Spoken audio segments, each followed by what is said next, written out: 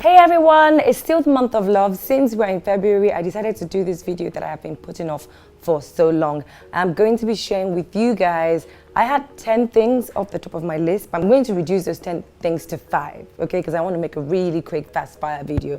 5 things to consider before dating someone, okay? 5 things to consider before saying yes. I didn't say yes to marriage, yes to even dating. I mean, when it comes to marriage, that will be a longer video. But I feel like with this Internet Express Y2K means, you know, millennium space sort of dating, things keep changing. Things keep changing really fast.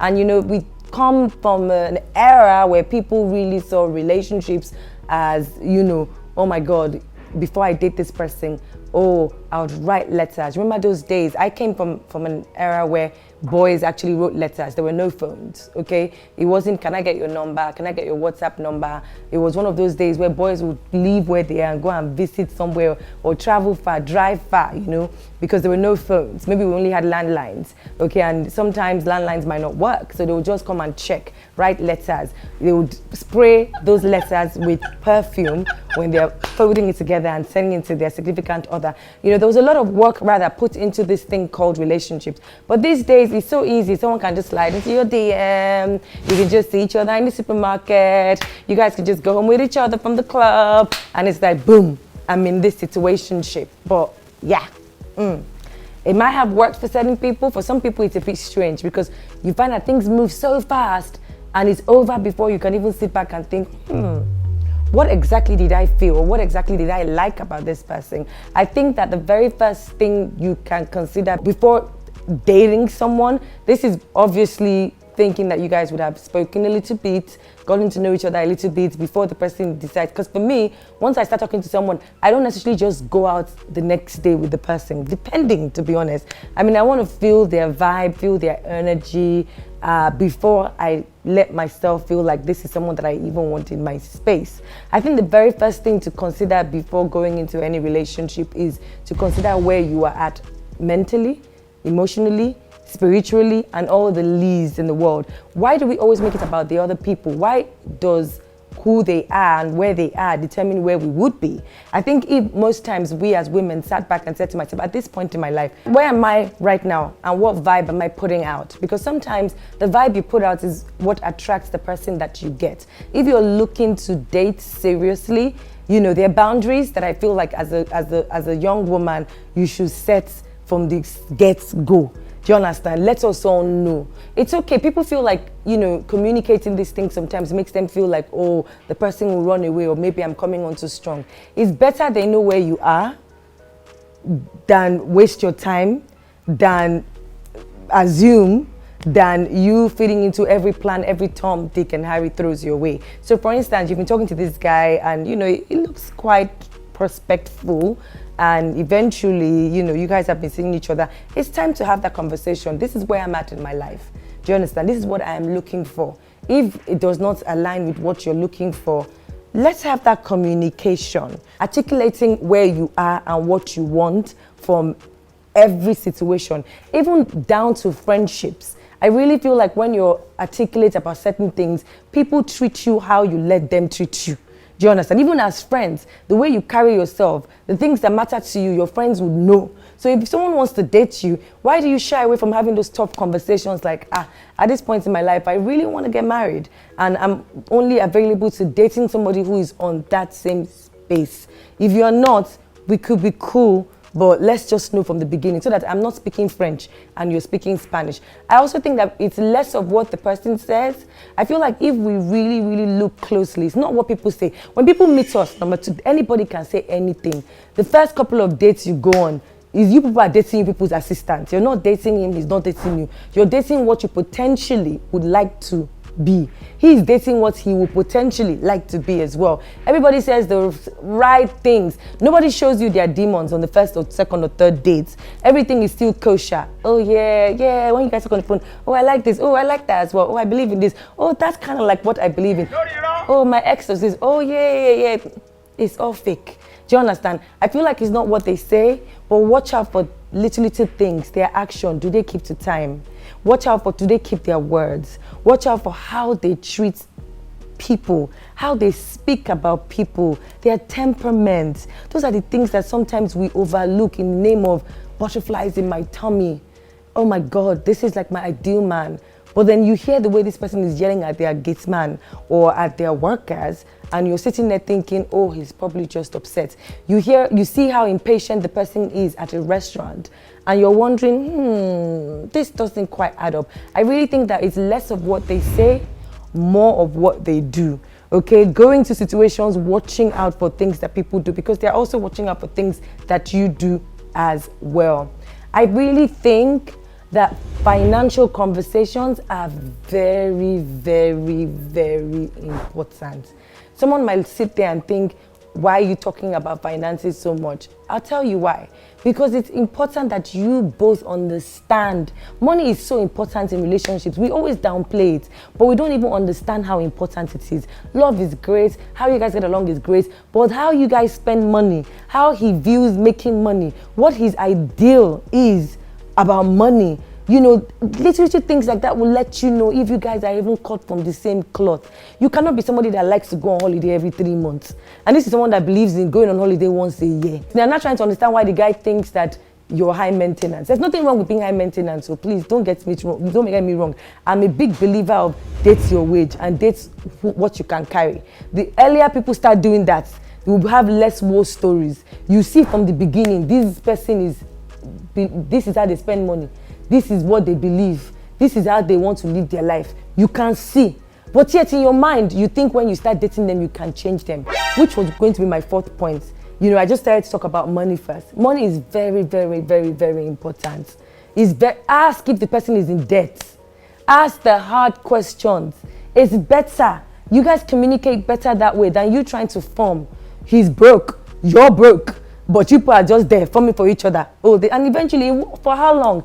4 months, 3 months. When the realness starts to happen, you can't keep up. Or a guy who decides to use money to get a girl in the beginning. You're spending money buying Chanel, buying MS, buying TM Luxury, buying everything you can buy. By the time she now starts to date you, the presents reduce. Why? You were doing those things in the first place because you thought this was what was going to make you get the girl. Do you understand? I'm not saying there's nothing wrong with showing up correct and wooing someone, but I'm saying that when you're wooing someone, it's important to have those conversations. What do you do? How long have you been at this job? What exactly are your goals? How do you see yourself in the next 5 years? Those hard conversations are important for you to know that mentally, this is where this person wants. So, you know, you find people that will not end up together and they have issues like, the guy doesn't enjoy his job and wanted to quit and become an entrepreneur. And she's like, who's going to pay all these bills? Dude, if you guys had that conversation before, you'd realize that, okay, this is what this person wants to do. Am I on that bridge? Am I not? Let's see. If it's not working, then let's move on. Number 4, as I said, dating your wage is very important. I don't believe in changing people. Honestly, from experience, I can tell you it never really works. After a certain age, people only change for themselves. People change when they want to change.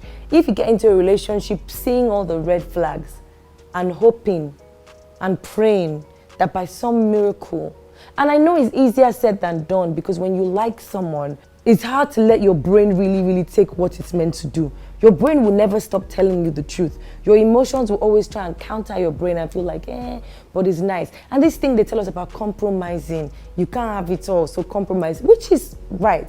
But I feel like compromising has levels. I feel like when you talk about compromising, there's certain things that are basics. And there's certain things that you can say, okay, I can live without because it's not that important. Trying to change someone. If you want a heavyweight chick, date a heavyweight chick. If you want a muscle guy, date a muscle guy. Don't date that chubby guy and start trying to change him. His eating habits are bad.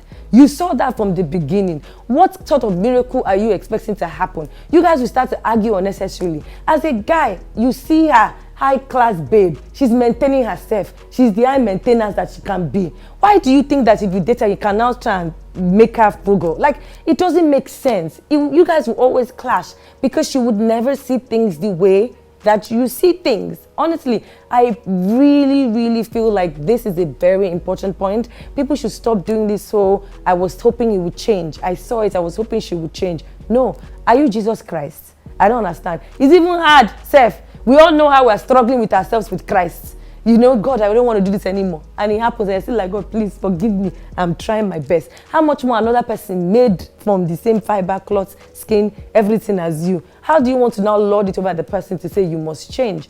Honestly, I feel like if we consider all the things that I've shared with us, it would make the dating process slightly better. You know, if you communicate better, if you know, I'm not saying, people will say things like, oh, acceptance. Why can't you accept the person? Dude, why do I gotta accept bad behavior? Do you understand? And if I could see it from the beginning and it was not my cup of tea, why did I think that getting into this relationship and the person would change or I would derive? Honestly, I just don't get it. And the last thing I'm going to share with you guys before you date somebody, I think it's important. This might sound funny, this might sound weird, but it's the hard truth that we must really, really discuss. Backgrounds, where they are coming from, is important. I'm not saying anybody's background is higher or lower than any other person, but if your backgrounds are different, there are people that come together with different backgrounds and make it work because maybe they both share the same ideals, even with different backgrounds.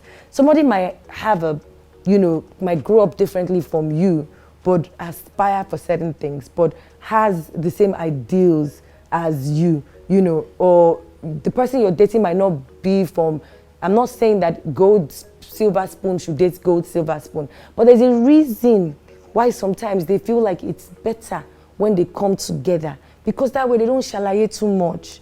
Do you understand? If you want to, you know where you were born, you know all you've been exposed to, you know what your expectations are. This person knows. If you guys don't share the same ideals, there's going to be a breakdown in transmission. You will always speak French, they will always speak German, because you are talking from where you're coming from. I'll give you a practical example. For instance, you came from a home where, when there's no lights, generator comes up immediately. Either there's money, there's no money, maybe your parents worked in companies that took care of things like that. You just did not know what heat is. For my non-Nigerian friends, electricity, power cuts, basically. You don't know what power cuts means. And then you end up with this guy who doesn't believe in turning on the generator till 6 p.m. every day.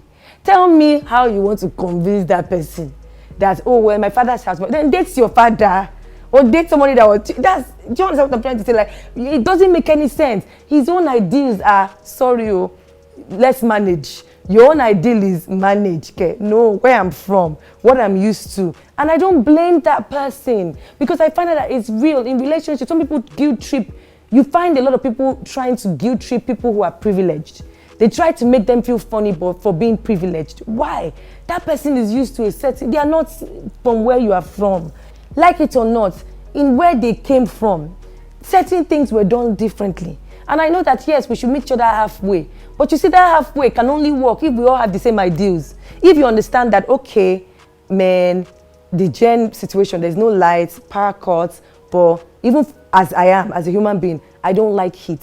I would work twice as hard. I will make sure there's always diesel. Sometimes it's not even the money that causes these things, it's just the ideals. Some people believe that the gen will go bad. You cannot overwork. You hear some certain ideals that makes your head almost turn and you're thinking this is only coming from a place of lack, for lack of a better word.